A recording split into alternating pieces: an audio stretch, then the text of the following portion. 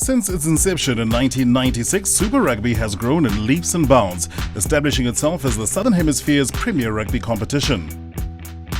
Starting with 12 foundation teams, the competition grew to 14 and then 15.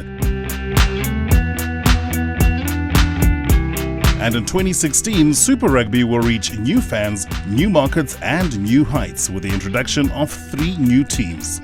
The Aguilares from Argentina, the Sunwolves from Japan and the Kings from South Africa. The new competition will consist of 4 conferences arranged into 2 groups, one from Australasia and one from South Africa.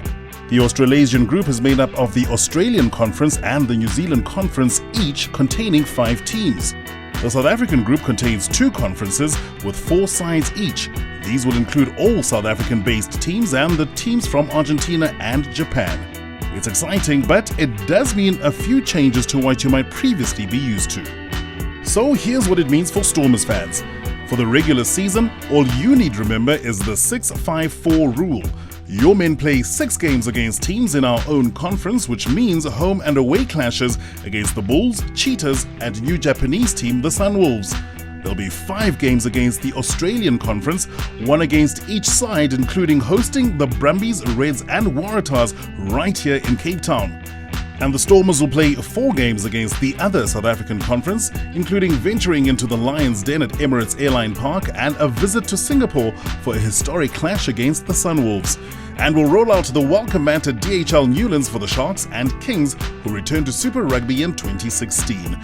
So the Stormers take on more Aussie teams, get their first taste of Argentine and Japanese Super Rugby, and can look forward to meeting the Kiwi sides in 2017, as Super Rugby goes out to more fans and markets than ever before.